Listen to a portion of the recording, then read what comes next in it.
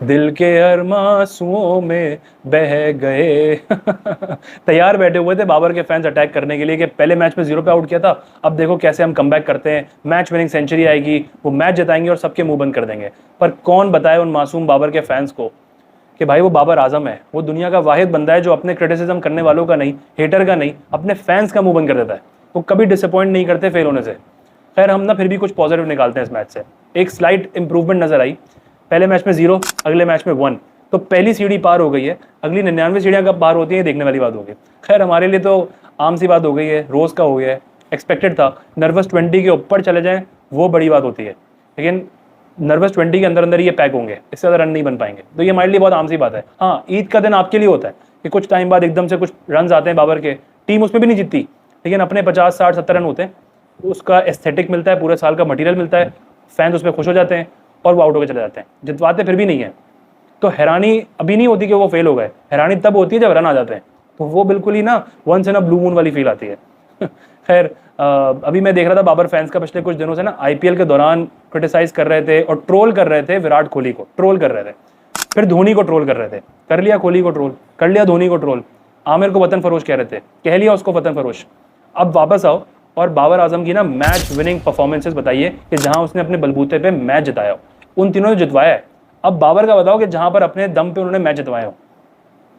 अभी 24 घंटे नहीं हुए थे, 24 घंटे पहले आमिर को ट्रोल कर रहे थे, मजाक उड़ा रहे थे कि सैम बिलिंग जिसकी इंग्लैंड की बी टीम में जगह नहीं बनती, उसने आमिर को बहुत मारा है। 24 घंटे नहीं हुए और वो चीजें बैकफायर कर गई। बाबर को किसने आउट किया है? बेन डॉर्शिस। ऑस्ट्रेलिया की बी टीम में भी जगह नहीं बनती उसकी। हाँ, कोई इंजर्ड हो जाए, कोई जख्मी हो जाए, किसी को उल्टियां लग जाए, तो शायद वो आकर खेल लेता है। 3 T20 और 5 ओडीआई खेला हुआ है उसने, आकर ना पहले ओवर में बाबर को निपटा दिया। नहीं खेल पाए बाबर आजम उसके सामने। तो कहते हैं ना, जिसके अपने घर कांच के हों वो दूसरे घरों पत्थर ना मारे। तो ये बाबर के फैंस को समझना पड़ेगा कि भाई आप बाबर के फैंस हो, वो आपको ना सर उठा के चलना नहीं सिखाते, वो आपको सर झुका देते हैं। आप लगे रहते हो दूसरों को ट्रोल करने में कि बाबर आके सबको जवाब दे देगा, वो आपके मुंह बंद करा देता है। तो दूसरों को ट्रोल ना करें। उनको ट्रोल करने से ना आपके बाबर आजम की मैच विनिंग परफॉर्मेंसेज में इजाफा नहीं होगा, इजाफा क्या बल्कि स्टार्ट भी नहीं होगी, नजर भी नहीं आएगी। एनीवेज खैर 244 रन का मैसिव टोटल सामने बोर्ड पे आ चुका था और तभी लग गया था कि ये मैच अब पेशावर ज़ल्मी के हाथ से जा चुका है। बहुत बड़ा स्कोर था और जो ओपनिंग करने आता है ना बंदा, उसके बस की नहीं थी कि वो एक अच्छा स्टार्ट दे सके ऊपर। और जब मिड इनिंग्स चल रही थी तो वहां पे रमीज राजा जो बाबर के फेवरेट हैं और बाबर जन के फेवरेट हैं, उन्होंने ना एक बंदे का नाम लिया कि अगर वो रन कर गया तो ये चेज हो सकता है। उन्होंने बाबर का नाम नहीं लिया, उन्होंने साइम का नाम लिया कि साइम खेल गया तो ये रन चेज हो जाएंगे। यानी आज की तारीख में आप बाबर आजम से ये एक्सपेक्ट नहीं कर सकते कि वो आपको मैच जिता सकें या इस तरह के टारगेट को आगे लेके जाएं और एक ऐसी जगह पे लाके छोड़ दें कि अगला आगे बस जल्दी से फिनिश कर दे, लाइन क्रॉस करवा दें। ये आप बाबर आजम से एक्सपेक्ट नहीं कर सकते। अगर आप एक्सपेक्ट नहीं कर सकते तो वो टीम में कर क्या रहे हैं, उनकी जगह कहाँ बनती है ओपनिंग पे। बट वही बात है कि नीयतें सही नहीं है, नीयतें साफ नहीं है। नीयत क्या है? किसी तरह से पावर प्ले में कुछ रन बनाने हैं ताकि पीआर एजेंसीज पीछे से काम करें, एजेंडा चले और किसी तरह से पाकिस्तान की T20 टीम में कमबैक हो जाए as an opener.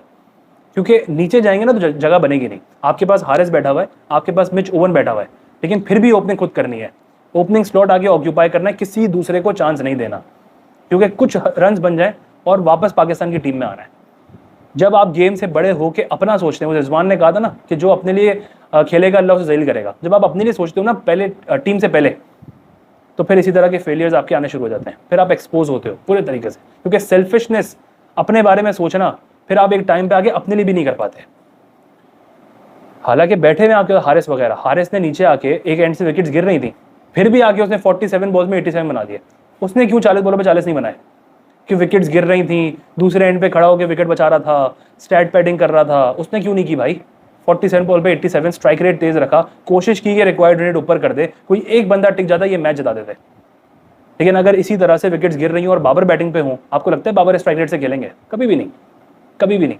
Most over rated cricketer को ना आपने इतना बड़ा बना दिया गेम से, जो कभी भी आपको स्टेप अप करके मैच जिताने की पोजीशन पे नहीं होते। इनफैक्ट आप उससे एक्सपेक्ट नहीं कर सकते।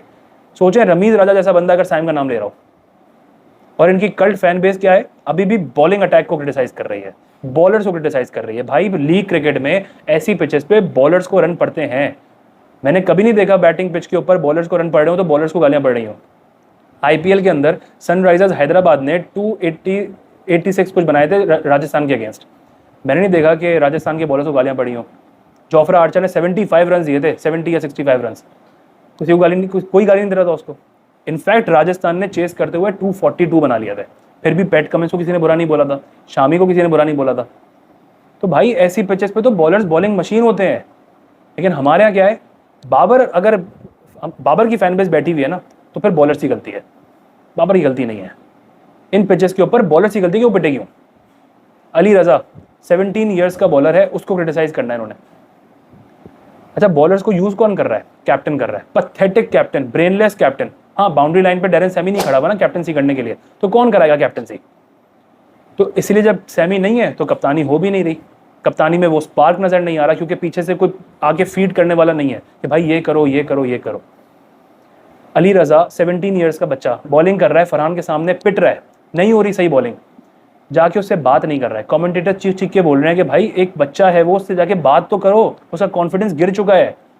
लेकिन वो वहां खड़े होकर अपने एक्सप्रेशन दिखाते रहेंगे एज अ कैप्टन, ताकि एस्थेटिक वीडियोस बने, लिखा हुआ है why only Babar, why with Babar only. इस तरह के कैप्शन जो आते हैं ना, वो लिखे हुए हैं, सिर्फ बाबर के साथ ही ऐसा क्यों होता है। जाके उससे बात नहीं कर रहा है। 17 ईयर्स का बच्चा है, उसको दूसरा ओवर फौरन लगा दिया, वो भी फरहान के सामने। फिर से देख रहे हैं कि उसका दिन नहीं चल रहा, फरहान का दिन चल रहा है, फिर भी उसको एक और ओवर दे दिया। जॉर्ज लिंडे को खिलाया, उसको दूसरा ओवर नहीं दिया, मतलब 2 ओवर करवाया, तीसरा ओवर नहीं दिया। 2 ओवर में उसने 20 रन दिए थे। Brainless captaincy, pathetic captaincy.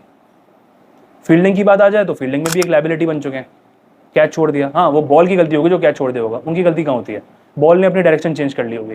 आज सुफियान मुकीम भी थोड़े से एक्सपेंसिव रहे, 3 ओवर में 35 रन उन्होंने दिए हैं। अब मुझे घबराहट ये है कि कहीं ये सुफियान मुकीम को भी ना साइड लाइन ना कर दें। आई होप मैं गलत साबित हो जाऊँ, बट मुझे घबराहट ये है कहीं ऐसा ना हो कि सुफियान मुकीम को ये ड्रॉप कर दें, मेहरान मुमताज़ को लाएं, उसको भी एक आधा मैच खिलाएं, ना इधर सुफियान को सेट होने दें ना मेहरान को सेट होने दें, और फिर किसी तरह आरिफ याकूब को टीम में डाल दें, उससे बॉलिंग करवाएं, क्योंकि आरिफ याकूब थ्रेट नहीं है शादाब के लिए, उससे बॉलिंग करवा के इन दोनों को बाहर करके रखें, इनको सेट ना होने दें। आई होप मैं गलत साबित हो जाऊँ, बट चूंकि ये बाबर आजम है एज अ कैप्टन, तो ये कभी डिसअपॉइंट नहीं करते इस तरह की चीज़ों में। तो ये मेहरान को, सुफियान को साइडलाइन कर सकते हैं, इनको बहाना चाहिए होता है किसी को ड्रॉप करने का। तो हो सकता है कि सुफियान को इस तरह से गायब कर दें, मेहरान को सेट ना होने दें, ताकि शादाब सेट रहे, शादाब प्रोटेक्टेड रहे। शादाब आज प्रोटेक्टेड रहेगा तो शादाब इनको वर्ल्ड T20 और एशिया कप के लिए कहीं ना कहीं जगह बनाने की कोशिश कर पाएगा। वाइस कैप्टन है, आगे कैप्टन बन सकता है। तो मुझे, मतलब आई होप मैं गलत साबित हो जाऊँ, बट यू नेवर नो, ऐसा हो जाए। एनीवेज, इस्लामाबाद यूनाइटेड पे आते हैं। Sahibzada Farhan, unbelievable 106 run 51 balls, outstanding batting, top class batting. सिर्फ कोई ब्लाइंड स्लॉगिंग नहीं थी, प्रॉपर हिटिंग थी, प्रॉपर। वो जो फिटनेस है ना फरहान की, मसल पावर, वो नजर आ रही थी, और उसकी बैटिंग देखकर ना दिल से खुशी हो रही थी, दुआ निकल रही थी। और मज़ा इसलिए आ रहा था क्योंकि जिस टीम को वो ह्यूमिलेट कर रहे थे, पेशावर को, और उसका जो कैप्टन है बाबर आजम, वो पिछले 3-4 सालों से ना फरहान को साइडलाइन करके रखा हुआ है कि 2 भाई 2 तबाही, दोनों अपनी स्टैट बैटिंग के लिए ओपनिंग पोजीशन को ऑक्यूपाई करते थे, और डोमेस्टिक के टॉप परफॉर्मर फरहान को टीम से बाहर रखते थे, किसी तरह जगह ना बना सके। मैं हैरान होता हूँ उन लोगों पे जो बार बार ये कहते हैं कि फरहान को बहुत चांसेस मिले हैं। क्या चांसेस मिले हैं फरहान को? 7 सालों में 9 मैचेस, 9 T20 मैचेस, एक भी ODI मैच नहीं, ये होते हैं फेयर चांसेस। अगर आप इनको फेयर चांसेस कह रहे हैं, देन सॉरी टू से, पाकिस्तान के अंदर ना आप कभी भी यंगस्टर्स को बना ही नहीं सकते अगर आप 7 सालों में 9 मैचेस को फेयर चांसेस बोलते हो। क्या करे फरहान और यार बेचारा, मतलब उसने डोमेस्टिक में परफॉर्म कर लिया, 9 मैचेस में 4 T20 सेंचुरीज बना दी हैं, कैलेंडर ईयर में 4 सेंचुरीज बनाने वाला पहला पाकिस्तानी बन गया है, और 5वां batsman in the world. Chris Gayle, Virat Kohli, Jos Buttler, Shubman Gill और अब फरहान, ये 5 प्लेयर्स हैं जिन्होंने कैलेंडर ईयर में 4 सेंचुरीज की हैं। फरहान ने कर दी। क्या करे और वो किस तरह अपने आप को प्रूव करे कि उसने अगर टीम में जगह बनानी है। 2018 में डेब्यू किया था इसने, 3 मैचेस खिलाए, स्ट्रेट अवे 6 साल के लिए ड्रॉप। फिर न्यूजीलैंड लेकर गए मुश्किल टूर पे, वहां पे 3 डाउन बैटिंग कराई, 5 डाउन बैटिंग कराई, ड्रॉप। फिर उसके बाद ऑस्ट्रेलिया लेकर गए, वहां पे ओपनिंग, फिर 1 डाउन, फिर ओपनिंग, फिर ड्रॉप। ये है फेयर चांसेस, जहां पर प्लेयर को उसका रोल डिफाइन ना करके दो, उसको कॉन्स्टेंट चांसेस ना दो। कौन सा प्लेयर ऐसे माहौल के अंदर परफॉर्म कर सकता है यार? ज्यादतियां ये। अगली बांग्लादेश से आपकी सीरीज है पाकिस्तान के अंदर, इन्हीं कंडीशन में सेंचुरी बना रहे ना, ये मिलेगा चांस बांग्लादेश के अगेंस्ट, मिलना चाहिए, पहले फरहान को मिलना चाहिए। लेकिन आप देखो कभी फरहान की बात आपको होती हुई नजर आ रही हो, फखर की बात हो रही है, साइम की बात हो रही है, लेकिन फरहान की कोई बात नहीं कर रहा, क्योंकि कोई PR नहीं है उसके पास, कोई पब्लिक सपोर्ट नहीं है उस बेचारे के पास, कोई एजेंडा चलाने वाले लोग नहीं है उसके पास। कैसे आए वो टीम के अंदर और किस तरह अपने आप को प्रूव करे? मुझे इसीलिए खुशी हो रही थी कि जितना वो ह्यूमिलेट कर रहा था ना, और बाबर आजम की टीम को कर रहा था, इसीलिए खुशी हो रही थी कि और करो साइडलाइन, और करो यंगस्टर्स का करियर बर्बाद अपनी स्टैट बैटिंग के लिए। 60 टूर्नामेंट्स खराब कर दिए इन लोगों ने। यूएसए से हार गए, 130 रन नहीं बने जिम्बाब्वे के अगेंस्ट वर्ल्ड कप में 120 बॉलों पे, 130 रन नहीं बने 120 बॉलों पे इंडिया के अगेंस्ट वर्ल्ड कप में। यूएसए से हार गए, आयरलैंड से हार गए, वो कुछ नहीं है। लेकिन फरहान को 7 सालों में 9 मैचेस मिल गए, ये फेयर चांसेस हैं। अनबिलीवेबल, ये ज्यादतियां, ये साजिश हैं इन लोगों के साथ, डिस्ट्रॉय करते हैं हमारे यहाँ टैलेंट को। अगर फरहान 15-16 ओवर तक खड़ा रह जाता ना, तो जिस स्पीड से वो बैटिंग कर रहा था 100% ये स्कोर 260 265 जाता। अभी भी 20 रन शॉर्ट हैं ये लोग, क्योंकि फरहान आउट हो गया था। वेरी वेल प्लेड फरहान, दिल से खुशी हो रही है, दुआ निकल रही है, इंशाल्लाह किसी तरह बंदे को जगह मिल जाए। मैंने हमेशा इसके लिए बात उठाई है, हमेशा उठाऊंगा जब तक कि इसको चांस नहीं मिलेगा। पोटेंशियल बहुत है, मौके मिलने की बात है। फिर कोलिन मुनरो, भाई इसका तो समझ में नहीं आता ये करियर के एंड में अपने, लेकिन लगता नहीं है करियर के एंड में। जितने मजे से बैटिंग करते हैं और अभी भी जिस स्ट्राइक रेट से ये खेलते हैं, अनबिलीवेबल यार। सलमान अली आगा ने एक अच्छा एंड करने की कोशिश की, 15 बॉलों पे 30 रन। इस चीज़ ने भी आखिर में, जो थोड़ा सा बीच में फरहान की विकेट के बाद हल्का सा गेम स्लो हुआ था ना, वहाँ पे आगा ने एक अच्छा फिनिश करके दिया और मैसिव टोटल आखिर में फिर इनको मिला है पेशावर ज़ल्मी को, जो वो चेज़ नहीं कर पाए। उसके अलावा इमाद वसीम, पिछले मैच में मैंने ये बात की थी, जब भी पाकिस्तान की T20 टीम की बात होगी उसमें इमाद वसीम का जिक्र होगा। मोस्ट इकोनॉमिकल बॉलर इंडिया के मैच में, जो वर्ल्ड कप में उसने किया उसको मैं डिफेंड नहीं कर सकता, ना जस्टिफाई कर सकते हैं। वहाँ पे एज अ सीनियर बैट्समैन उसको स्टेप अप करना चाहिए था, लेकिन उसके अलावा ये still the most economical bowler, और अभी भी वो पाकिस्तान की बेस्ट बॉलर्स में काउंट होता है। बॉल स्पिन नहीं होती, लेकिन फिर भी जितना विकेट टू विकेट कंसिस्टेंट है वो, टू गुड। 3 विकेट ली, 26 रन देके 4 ओवर का स्पेल में, कमाल का बॉलिंग स्पेल था। अमेजिंग बॉलिंग की इमाद वसीम ने। शादाब खान ने 2 आउट किए, बट अगेन शादाब खान की हाफ वॉलीज खत्म नहीं हो रही हैं, फुल टॉस खत्म नहीं हो रही है। आई फील कि वो कहीं अगर पाकिस्तान टीम में फिर से जगह बना गए, वाइस कैप्टन तो हैं ऑलरेडी, बट अगर वो बना गए तो फिर इन्ना लिल्लाही व इन्ना राजिऊन है। मतलब वो एज अ कैप्टन या एज अ वाइस कैप्टन खेलें, वो डिजर्व नहीं करते। मेरिट अभी भी नहीं बैठती है। PSL में खेलने दें, एंजॉय करने दें, बट अभी वो डिजर्व नहीं करते पाकिस्तान टीम में आना। नसीम शाह अपने अच्छे रिदम में नजर आए, बट मैं अभी भी कहूँगा उनको नेशनल टीम से दूर रखना बहुत ज़रूरी है। पहले अपनी बॉडी का शेप सही रखें, कंसिस्टेंट हो सकें। हमारे जितने भी ये पेसर्स हैं, नसीम, शाहीन, रऊफ, PSL में आते ही इनमें एक एनर्जी आ जाती है। कल हमने रऊफ को देखा, अबरार वाली सेलिब्रेशन करके अच्छे खासे चौड़े हो रहे थे। शाहीन शाह अफरीदी, फिन एलन को आउट करके फैल रहे थे। न्यूजीलैंड की सीरीज़ में जाके एकदम से फेल हो गए थे। नसीम शाह भी एकदम से सब एनर्जी में आ गए। तो अभी इनको दूर रखना बहुत ज़रूरी है। थोड़ी सी कंसिस्टेंसी आ जाए, उसके बाद इनको पता होना चाहिए टीम से ड्रॉप हो सकते हैं, इनको कोई छू सकता है। खैर ओवरऑल बहुत मज़ा आया, प्योर क्लास नज़र आई सरदार फरहान की, मसल पार नज़र आई, फिटनेस नज़र आई, प्रॉपर हिटिंग नज़र आई। बहुत इन्जॉय किया फरहान की बैटिंग को देखकर। आई होप कि उसको आगे चांसेस मिलें।